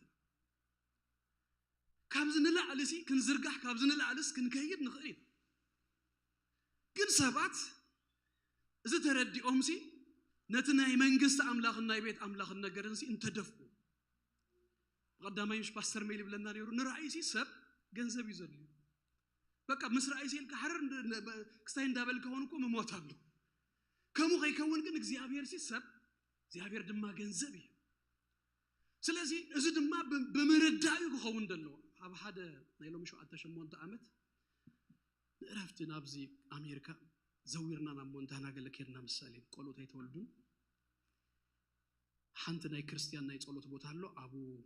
ረኺብና በኦንላይን ገለመለ አቡና ክንቅኒ አቡ ከርና ሰንበት ከሆን ከሎስ ኣብዚ ከባቢ ዝኾነ ቸርች እንተሎ ኣነ ኣብ ዝኾነ ኣብ ዝኸድኮ ሰንበት ሲኢሊ ኣሕሊፈ አይፈልጥ ኣብ ዝኾነ ቸርች ረኺበ ኸይዳለን እና ደሊ ናይ ሓንቲ ሩራል ናይ ቪሌጅ ቤተ ክርስቲያን ዚ ረኺብና ሹናቡ ኸይድና ቶም ሰባት 26 ቆጪረ ማብታ ማዓልት ሰንበት ተኣከቡ ፓስተር ከምዚ ናይ ኮሚኒቲ አይነት ዮ ክስቶ ድማ ወሊዳላ ቤቢ ሻወር ድማ ክስቶ ከግበረላዩ ገለመለ ኩሉ አይነት ነገር ዩ ኣብ አናውንስመንት ዝንገር ቬሪ ፋሚሊ አይነት ዮም በቃ ናይ ገጠር ቸርች ድገረመን ግን ናብቲ ሎቢ ምስ ወጻና ኣብቲ ሎቢ ናብ ክንደይ ሃገራት ሚሽነሪስ ሊኢኾም 26 ሰባት ሜቢ ሓደ 26 ውን ተሪፎም ንበልነው 57 ኢምፓክቶም ግን ናብ ካለ ሃገራሲ ሚሽነሪ ሊኢኾም ደዋፍሩ ብውሕድ ሰብ ግን ካብትናቶም ክልል ሓሊፎምሲ ኢምፓክት ይገብሩ ናባና ኸቅርቡ ጻዕዱ እንዲዮም ሓፋትን እዮም ክንደይ መሬት ይሕልዎም ገለ ክትብሉን ይኹም ኣብ ካናዳ ናይ ቸርች ታት ገንዘብ ፐብሊክ ኢንፎርሜሽን ዝደልየስ ክረኽቡ ኽእል ክንደይ እትዮም ክንደይ ወፅዮም ገለ ግራፍ ጌረስ ከምፃኣልኩም ኽእል ብዙሕ ርሑቕ ከይከድናስ ናይ ኣማርኛ ቸርችታት ሓንቲ ናይ ኣማርኛ ቸርች ድሃን ክስታይ ክወስዳ ኣቐና ወይ ካባና ይንእሱ ወይ ምሳ ከማና እዮም ናይ ዓመት ኣታውዮም 3 ጊዜ ያጽፉና 3 ጊዜ ያጽፉና ሸሞንተ ፉል ታይምን ፓርት ታይምን አለው ናይ ገዛ ርሶሙ ቢልዲንግ አለው ሕጂ እቲ ኢምፓክት ንራእዮ ይረዳአን ድማ ኣብ ናይ ትግርኛ ቸርችታት ብፍላይ ተደብዲቡ እዩ ንዘመናት አይተሃል እሽር የለን ገለመለ ግርህነት ደጥፍ ግርህነት ድወስድ ትምህርታት ዝኩሉ ምስ ማሐረ ድማ ዘሰብ ንከይ ህብ ስጋ ሆሙን ድድልየቱ ቀረባይ ህራይ እንዳበለዩ ዝስጎደሉ ዝዓትወሉ እምበር ኣይሓትትን ከማ ኦኬ በዚ ትምህርት እዚ ክንደይ ማሕበራት እስኪ ሓኒጽኩ ክንደይ ከአንቢበን እንታይ ኢምፓክት ከአምጽኹም ኢሉኳ ኣይሓትትን ግን ከሙ እንዳበልናስ እቲ ለሚስና ማለት እዩ ክለምስታ ይኮም the church see ትሪሶርሳ ቢላ ከዝርጋ ንጋለ እንዳሆነት ክትከይድ ብዙሕ ስራሓት እናተሰርሐ ከኸይድ ወንጌል እናሰፈ ከኸይድ ደይኮነ እንተ ከኸውን ድግቡ ሕጂ እዚ ከም ዝበልኩኩም ግራፍ ከምጽኽል መብዛሕቱ ሰብ ማእሲና ንገዛ እንዶ በገለ ይብል ሞን ክንገዝ እኮ ይሓዊ نحب ما حبيت لي سئلوس بغستاي طرايسي زخون ነገር የለ ስለዚህ አፕ ፍሮንት የነገርኩም ንምንታይ ብዛባ ፋይናንስ ንማር መጽሐፍ ቅዱስ ለዘምህር ሓደ ክንባረኽ መታን ክልተ ኢንዲቪጁዋሊ ሳልሳይ ድማ ከም ቤተ ክርስቲያን ወን እቲ ኢንፍሉዌንስ ናትና ኢምፓክት ናትና ብመጠንና ወሰኸ ጽልዋናና ወሰኸ ወንጌል በኃይሊ እና ተሰርሐሲ ከኸይድ መታ ካብዝን ላዕለ ዳሃኒ ኣኽለን ሕጅን ሎሚ ዝኩሉ ካበልኩኹም ከም መእተዊ ብዛዕባ ገንዘብ ብዛዕባ ፋይናንስ ዝመፀ መጽሐፍ ቅዱስ ክንፈልጦም ዝግባአና ነጥበታት አሉ ካብዚአን ሓንቲ ነጥብ ንሎም ማልቲ ብሓጭሩ ክንሪኢና ኣብ ሰዓተይ ክውድእ ክፍትኒ ታንቲ ሓሳብ ሎም ማልቲ ክንሪኢ ኣደሊ እንታይ መስላትኩም stewardship ትበሃል በእንግሊሽ stewardship ትበሃል oikonomos ትብል ግሪክ ቃል እያ ሕጂ በትግርኛ ከመጽ ከሎ ኣብ መጽሐፍ ቅዱስና ብዝበዝሐ መጋቢ ብትብል ያ ተተርጉማ ደላ ግን እዛ መጋቢ in a day to day life ትግርኛ ንጥቀመላ ስለዚህ ይኮነት መጋቢ ተይልና ብዙ ትርዳእና ይኮነትን በአል ሐደራ ታይሽ መስለኝ በሐደራ ዘማሐደር ሕጂ መጽሐፍ ቅዱስ መጀመሪያ በዛዕባ ፋይናንስ ክንፈልጥ ድግባአና ክንሕዞ ዝግባአና ነገርሲ ንህና ስቲዋርድ ሲና በአል ሐደራ በሐደራ ማኔጅ ክንገብር መታንሲ ዝተዋህበና كم زبالكم أما مصحف قدسنا تا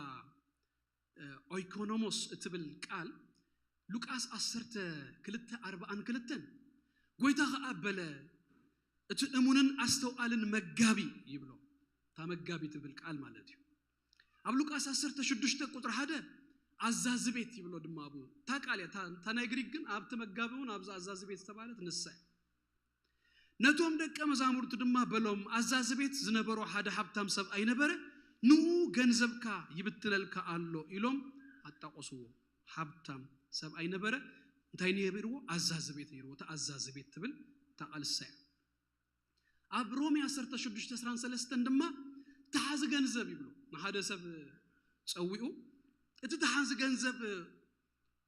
ቆአርጦስ ሐውና ድማ ሰላም ይብለኩም አለ ይብሎ ተሓዝ ገንዘብ ትብል ሳይ ስለዚህ ነዛ ሐሳብ እዚኣ ወይታና ኢየሱስ ክርስቶስ በሐንተ ምስላ ነጊሩና ለሞ ካብታ ምስላ ሰለስተ ድማ ሐሳባት በምርአይ ክንውድ ቀልጥፌ እታ ምስላ ትርከብ ኣብ ክልተ ቦታ እዩ ኣብ ማቴዎስ ወንጌል ምዕራፍ 15 ካብ 10:4 ክሳብ 30 ሉቃስ ድማ ካብ 10:9 ምዕራፍ 10:9 ካብ 10:2 ክሳብ 27 ይርከብ ታናይ መጀመሪያ ጥቅስ ክልተ ጥቅሳት ከም በልኩ መገሻ ከም ዝደለየ ሰብሞ ንገላው ጸዊኡ ገንዘብ ዝሃቦም እዩ ነፍስ ወከፍ ከከም አቅሞም ንሓደ 5 መክሊት ንኻለ አይ ክልተ ነትሳልሳይ ድማ ሓደ ሂብዎ ከደ ይብለን እጂ ዝጎይታና ኢየሱስ ክርስቶስ ኣብ ማቴዎስ ምዕራፍ 25 ሉቃስ ድማ ምዕራፍ 10:9 ሓደ ምስላ ዝተዛረበሉ እዩ ዝምስላ እዚ ንሓደ 5 መክሊት ንሓደ ክልተ ንሓደ ሂብዎ በአል 5 ካለ 5 አጥሪዩ በአል ክልተ ድማ ካለ ክልተ አጥሪዩ ትበአል ሓደ ግን ቀቢርዎ ጸኒዩ ትምስተ መልሰ ግን ነትዮም ክልተ ሸሊምዎም ትበአል ሓደ ዝቀበራ ግን ንኡስ ቀጪኡ ወያታ ምስላ እጂ ካብዚ አኸም ዝበልኩኩም ቅልጥፊለ ሰለስተ ሐሳባት ክንሪኤላ መጀመሪያ እንታይ ትብል ቃል አለው መስለኩም ብዛባዛ ስቲዋርድሺፕ በአል ሐደራ ንብሎ ኢና ነዛረብ ዘለና ገንዘብ ሂብዎም ከደ ይዝብል ቃል አለው ታሉቃስ ምዕራፍ 10:9 ዘላ ምና ሀቦም 10 ምና ነቶም 10 ሰባት አቡ ማዕረ ይህብዎ ሃንት ምናስ ሂብዎም ይብለና እጅታ ቀዳማይ ተሐሳብ እንታይ ያመስለኩም ሂብዎም ናቶም አይነበረን ናቱዩቲ ጎይታ ሂብዎም ምስሓቦም ዋና ይኮኑን ሕጅ ሰዓት መጸዘላ አማ ሀደርትዮም ታስቲዋርድዮም ማለትሲ ተመጋቢ ትብላ ቃል ንሳይ ማኔጅ ድገብር ደም ሀደር በሐደራ ዘጽንህ ስለዚህ ሁሉ ዘለና ዘበለ ሁሉ ሲ ናትና አይኮነን ኢንፋክት እዚ በዛዕባ ገንዘብ ስለዛረብ ጠለኹ ጥራይምበር ሐዳርና ይሁን ደቅና ይሁን ተኻብ አምላኽ ተቀበልና የዘበለ ሁሉ ሲ አምላኽ ደሃበና አሚኑ እዩ ንኽብሩ ድማ ጌርናስ ክንሕዞ ክንጥቀመሉ ይዝግባ ስለዚህ ሃቦም ይብለና ኩሉ መጽሐፍ ቅዱስ ክነግረና ሁሉሲ አምላኽሲ ዛምድርዚ ዚአ ዘሎ ሀብትን ንብረትን ብሩርን ወርቅን ኩሉሲ ናቱ ከም ዝኾነ መጽሐፍ ቅዱስ አርጊጹ ይነግረና መዝሙረ ዳዊት ምዕራፍ 24 ቁጥር 1 እግዚአብሔር ንምድሪ ኣብ ባሕሪ ሰሪትዋ አቡ ሃይዙን አጽኒኡዋ ይሞ ንሳን መልአታን ዓለምን ዝነብሩዋን ናቱ እዩ መዝሙረ ዳዊት ኣብ ሐጌ ከምዛ አይነት ጥቅስታት ብዙሃን ኩሉስ ናቱ እዩ ስለዚህ ኣብትናቱ ኢና ተሸይመና ዘለና ኣብትናቱ ኢና በዓል ሓደራ ኣብትናቱስ ስቲዋርድ ኢና እጅዚ ሓሳብ እዚ ኣነ ክዛረባ ቀሊል ክትሰሙኒ ቀሊል ክትነብራ ከልካዩ ግን ቻሌንጅ ዘለካስ ከምናትካ ጌርካ ጥራይሲ ኣይትሕሰቦ ኣማሃዳሪ ኸምበር ዋናስ ኣለዎ ኣብትናቱ ይቡካ ደሎ ንበረሉ ተጠቀመሉ ግን ዋይዝሊ ኣምላኽ ስኢሉ ሰነፍ ኢንቨስተር ኣይኮነን ኢንቨስት ንዝገበሮስ ይሓትት እዩ ድሓር ኣምላኽ ንነፍስ ወከፍ ድማ ተኻለይት እንታይ መስለኩም ንነፍስ ወከፎም እዩ ሂብዎም ድብለን ንሓደ ኣይኮነን ነፍስ ወከፍ ኣብ ማቴዎስ 5:2 ገይሩ በብቲ ኣቕሞ ኣብ ሉቃስ ዘላ ድማ ንነፍስ ወከፎም ሓሓደ ካብ ኣምላኽ ደይተቐበለ የለን ኣብዚ ነፍስ ወከፍና ተቐቢልና ኢና እቲ ሕቶ ሕጂ how do you manage it ከመይ ዓይነት ስቲዋርድ ዲኻ ጽቡቅ ጌርካ ተማሓድር ስቲዋርድ ዲኻ በዓል ሓደራ ዲኻ ወይስ ብግቡእ ደይተማሓድር ኢንቨስት ትገብር ኣለኻ ዶ እቲ ኣምላኽ ደሃበካ ነገር ባይዘ ወይ ኣምላኽ ደሃበና ድማ ገንዘብ ጥራይ ስለ ዝብል ዘለኹ ሎ መንበር ገንዘብ ጥራይ ኣይኮነን ጊዜ ሂቡና እዩ ታ ጊዜናስ ብኸመይ ኣምላኽ ሂቡካ ኣሎ ዕድመ ሂቡካ ህይወት ሂቡካ ግን ስኢልካ ሓንሽሹ ኣይኮነን እኮ ነተን ኩለን ዝሃበካ ዕድመ ዝሃበካ መዓልታት ብዝግባእ ንኽብሩ ጌርካስ ክትጥቀመሉ ክተማሓድሮ ዝግባእ እዩ ተዋሂብና ሙሴ እንታይ ኢሉ መስለኩም ንመዓልታትና ክንቆፅሮስ እንታይ ገበረና ኢሉ መሃረና ኢሉ ምሽ መዓልታትና ሕጂ ሰብ ዕድሜና ነተሓታተት እምበር ክንደይ ጌርካ እንደዚ በመዓልቱ ቆፂሩስ ኣነ 300 ሻድሸይት መዓልቲ ዘለኹ ድብል የለን ግን ክሳዕ ክንዶ ግን ሓስብ መታን ሙሴ ግን መዓልታትና በመዓልት እኳ ከይተሓልፎ መታንሲ ክንቆፅረ እጅ ትመዓልት ትጊዜስ ኣምላኽ ይቡና ስቕ ኢልና ክንነብረሉ ደይኮነስ ንኣምላኽ ዝግባእ ጌርናስ ነማሓድር ታለንት ድማ ይቡና ክእለት ጸጋ ህያባት ይቡና ንኣኻ ጥራይ ስኢልካ በቃ ክትጀሃረሉ ኣይኮነን ተዋሂቡካ በግባቢኻ ትጥቀመሉ ምስ መፀስ ዝፀባፀበሉ ትዝተዋሃበካ ህያባት ዘበለ ኩሉሲ ብዝግባእ ትጥቀመሉ ኤንወይ ክመፅእ ስለዚ ታ ካልአይተ ሓሳብ ንኹሉ ተዋሂቡ ታ ሳልሰይቲ ድማ እንታይ ትብል ቃላት ኣለዋ መስለኩም መገሻ ኸደ ይብሎት ናይ ማቴዎስ ኣብ ሉቃስ ድማ ናብ ርሑቕ ሃገር ከደ ይብል ኢየሱስ ብዛዕባ ይዛረብ ዘሎ ናብ ሰማይ ከይዱ ዳግም ግን ከመጽ ሂቡ ከይዱሉ ሓደ መዓልቲ ግን ከመጽ ታማቴዎስ 25 ዘላ ምስላ ምዕራፍ 24 ትዝክሩ ይኹም መጀመርያ ክጅምር ከሎስ ሓደ ሕቶ ሓቲቶም እዮም ደቀ መዛሙርት ደብረ ዘይት ድበሃል ቦታ እቲ ትእምርቱን ስብዛዕባ ማእስ ከም ትመጽእንሲ ንገረና ምስ በልዎ እዮም ክልተ ምዕራፍ ሙሉ ነጊሩ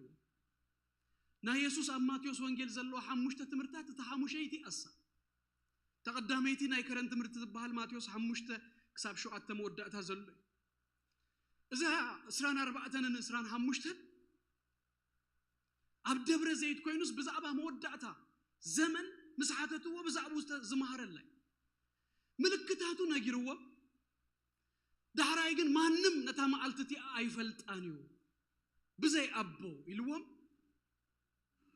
عمت أتو خمي كم زغنا دم ما خنقرم جميرو كاب مقراف سران 4 فرق جميرو مالتي عمت أتو خنقرم كلوس كم سراق يلوم مالسي مانم سب أبزي تتصبيا مالتي دنجت يدخون زي أنا رئاسة لنا 4 مسلاتات يهيبو قدميو جن 3 حسابات دما قليص اللومي هادنا أبنت نايبلو يقدان تقيسوس كم جزي نوح يلوم سبات يأتو يتأتاتو ساتهم يمرعو مالتو دقو من مرعو غلوس دنجت يتماي أهي مزيو دنجت دما يقوي تانا يسوس كريستوس دمت سلازتي حسابو غلو ندحر مقراف 4 نسران 5 تاريخهم موت أميكم سي اتزغدا يسوس كمصيمو دلو كوينكاس تصبي بيريدي ክመጽኡ ንሱ ኣብቲ ክመጽእ ከሎ ድማስ ክሓተካ እዩ ስለዚህ ስንታይ ግበር ክትነብር ከለኻስ ድልው ኮይንካስ ንበር ትድግባዕካ ሁሉ እናገበርካ ንበር ነገር ግን እዛ ኣብ ኣእምሮኻ ኣቐምጦ ሓደ መዓልቲ በታ ዘይፈለጥካያ መዓልቲ ድንገት ኢየሱስ ክመጽእ ምስ መጸስ ክሓተካ ሕጂ ኣይነዋቃዮ ብዛዕባ ድህነት ኣይኮንኩን ሎም ዛረብ ዘለኹ بمهاب دهنت يركب قال يكون ويد ما جذب كاتب يركب بمهدار قال نجرجن زدهنا سبات اتنسو ذهبنا أمود دعتاسي بما دبها الكل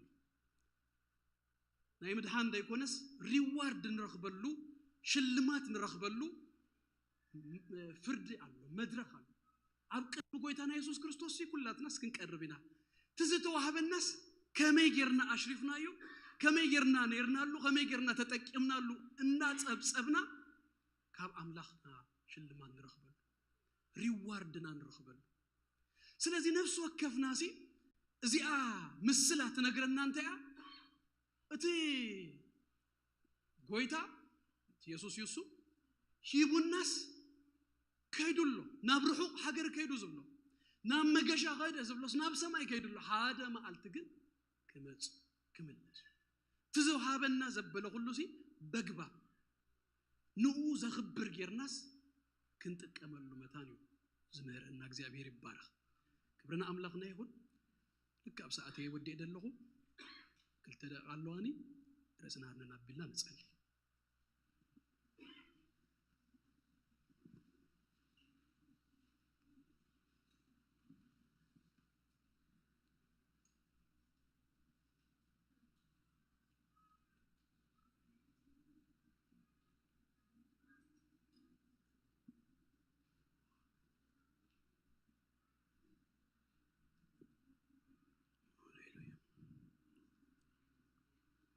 هاليلويا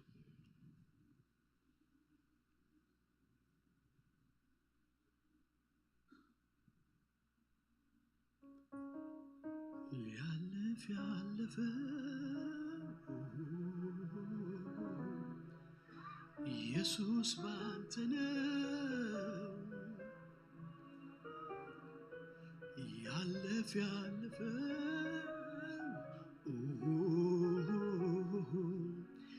يسوس بانتنا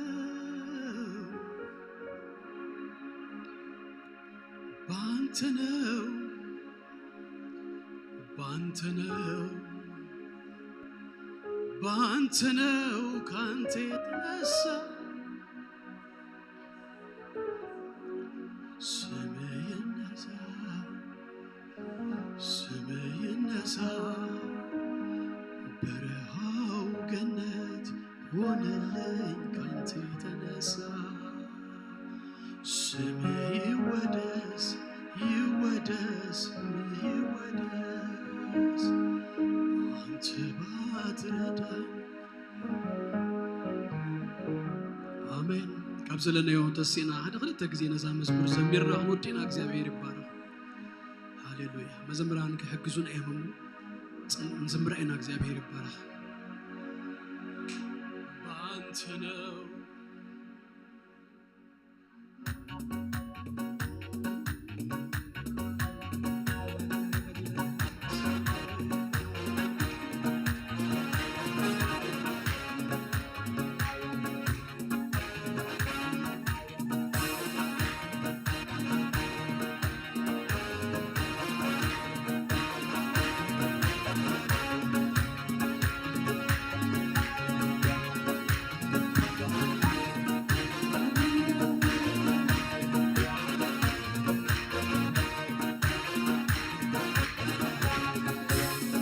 يلا يسوس بانتنا يلا في علفة يسوس بانتنا بانتنا بانتنا أمير زمان بانتنا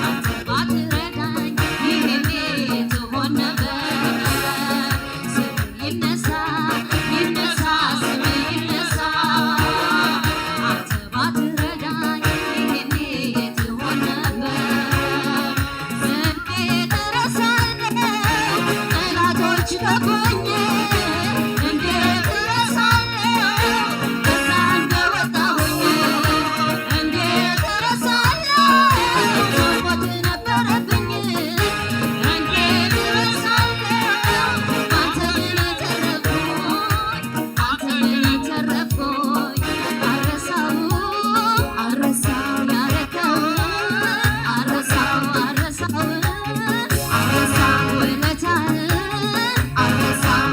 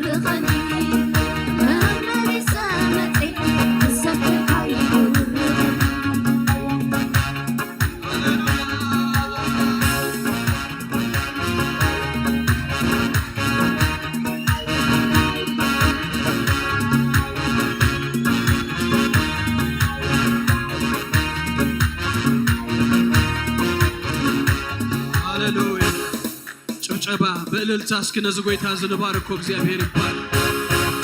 ሃሌሉያ يداونا نزرغهمو نمسغنو እግዚአብሔር ይባረክ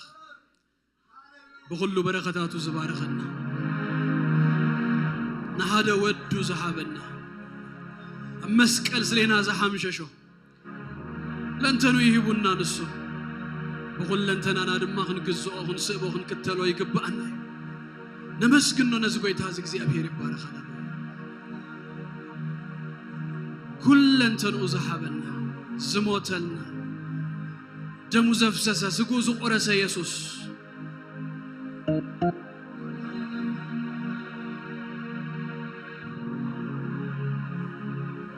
بغلو منقدي بغلو هيوت